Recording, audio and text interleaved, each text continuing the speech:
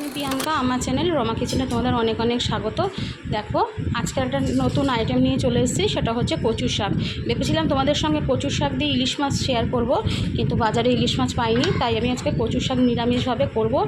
তাহলে চলো, এখানে কচুর শাক সেদ্ধ করে আমি এখানে নিয়ে নিয়েছি নারকেল, এখানে নিয়েছি আদা লঙ্কা ছোলা, আর এখানে সরষের তেল। এই দিয়ে আজকে আমি করব কচুর শাক। তাহলে চলো কচুর শাকের রেসিপি দেখে নিই। এখানে নিয়েছি আদা জিরে লঙ্কা। দেখো, আমি কিন্তু আর কিছু নিইনি, এখানে শুধু আদা জিরে আর লঙ্কা।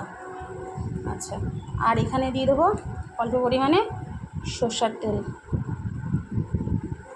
আর তোমার দেবো অল্প একটুখানি জল,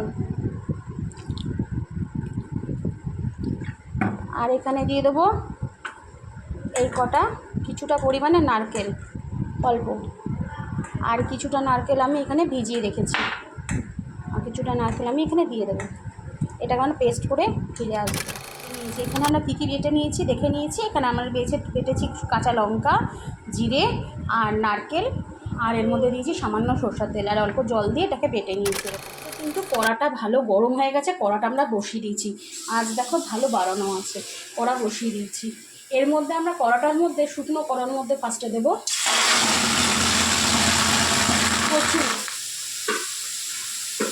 দেবো সব লঙ্কা বাটা নারকেল বাটা যেটা দিয়েছি সবটা। এর মধ্যে দেবো অল্প পরিমাণে কাঁচা তেল, দেবো হলুদ, আর তোমার দেবো অল্প একটু কাঁচা ছোলা,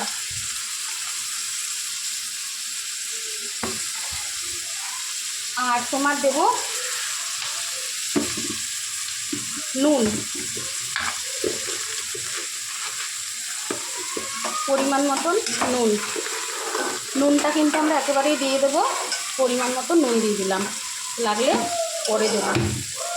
এটাকে খুব ভালো করে কষিয়ে নিতে হবে, খুব ভালো টানতে হবে, যাতে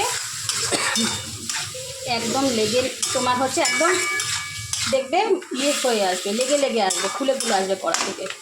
তাকে খুব ভালো করে আমরা কষিয়ে নেব।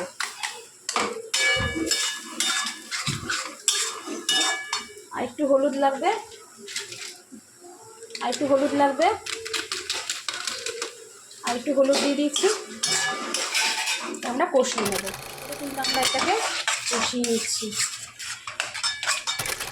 দেখতে পাচ্ছ, এখানে আমরা খুব ভালো করে কষাচ্ছি। একদম এটা তোমার কষতে কষতে এটা তোমার একদম জল ছেড়ে আসবে।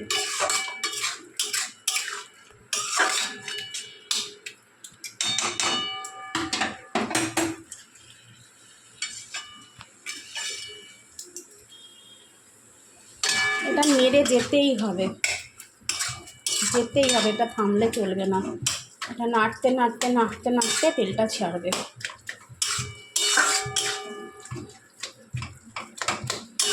এরকম করে কচু তোমরা বাড়িতে রান্না করে খাও, দেখবে খুব ভাল লাগে। মশলা আগে তেলে না দিয়ে মশলা আগে কচুর সঙ্গে নুন হলুদ দিয়ে ভালো করে শুকনো ইয়েতে, তারপরে দেখলে তো অল্প একটুখানি তেল দিলাম, না দেওয়ার মতন ভালো করে কষে নিতে হবে, তারপরে তেল দেব, আগে না। এটাকে জলটা ভালো করে এটা দেখবে বেরিয়ে আসছে, নেড়ে যেতেই হবে এটা। চলো, এটা ভালো করে আমরা নেড়ে নিচ্ছি, তোমরা দেখতেই পাচ্ছ।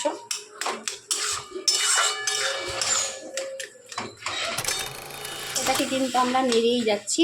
এটা কড়ার থেকে যতক্ষণ না জলটা মরে, যতক্ষণ না শুকনো হয়ে আসছে, কড়াতে একদম মন্দ হয়ে যাচ্ছে বা জলটা মরে যাচ্ছে, ততক্ষণ কিন্তু তোমাদের কিন্তু নেড়ে যেতে হবে, ততক্ষণ নেড়ে যেতে হবে যতক্ষণ না শুকিয়ে যাচ্ছে। জলটা যখন একদম মরে আসবে কচুর শাকের মধ্যে, ততক্ষণ কিন্তু নড়ে যেতে হবে। এরকম করে খেলে কিন্তু গলা ধরে না কচুর শাকে। দেখো, একদম আমি এইটাকে কিন্তু জলটা মরা পর্যন্ত কিন্তু নেড়ে যাব। হ্যাঁ, এবার এটাকে একটু এরকম করে আমি রেখে দেবো একটুখানি, অল্প সময়। দেখো, অনেকটা জল মরে গেছে, এটা কিন্তু জলটা আরও মরবে। হ্যাঁ, আরও মরবে। অনেকটা মরে এসছে। আচ্ছা, এই অবস্থায় এর মধ্যে দিয়ে দেবো একদম পরিমাণ মতন চিনি। লাগলে অবশ্যই নুন দেবো, কিন্তু চিনিটা কিন্তু আমি আর দেবো না। একদম শুকনো করার মধ্যে দেখো টেলে যাচ্ছে। চলো, আমাদের কিন্তু এটা জলটাও মরে গেছে, এটা কিন্তু অনেকটা হয়ে গেছে। এটাকে আমরা নামিয়ে নেব। দিয়ে দিয়েছি, কড়াতে দিয়ে দিয়েছি তেল। এবার আমি দিয়ে দেবো 2টো তেজপাতা, আর দেবো শুকনো লঙ্কা, গোটা শুকনো লঙ্কা, আর একটা শুকনো লঙ্কা চিড়ে দেবো। আর এখানে তোমার হচ্ছে দেবো 5 ফোড়ন, পরিমাণ মতন 5 ফোড়ন। এটা ভালো করে ভেজে নেব।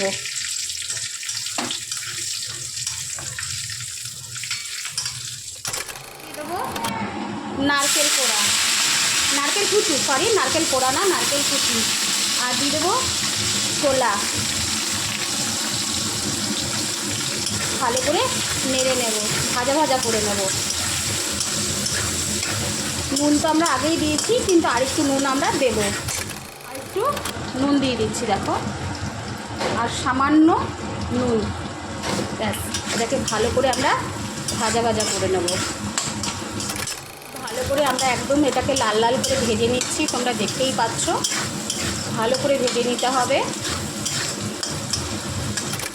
এখানে কিন্তু আমাদের ভালো করে ভাজা হয়ে গেছে, এটা আর কিন্তু ভাজবো না।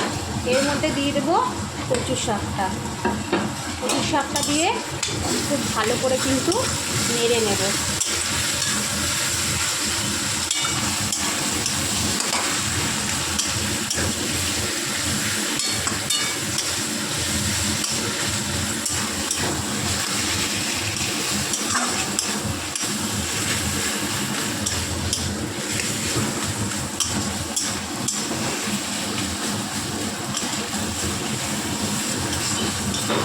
দেখো, আমাদের কিন্তু কচুর শাক কিন্তু আমাদের একদম হয়ে গেছে। আমরা কচুর শাকটাকে এবার নামিয়ে নেব, নামিয়ে ফিরে আসছি।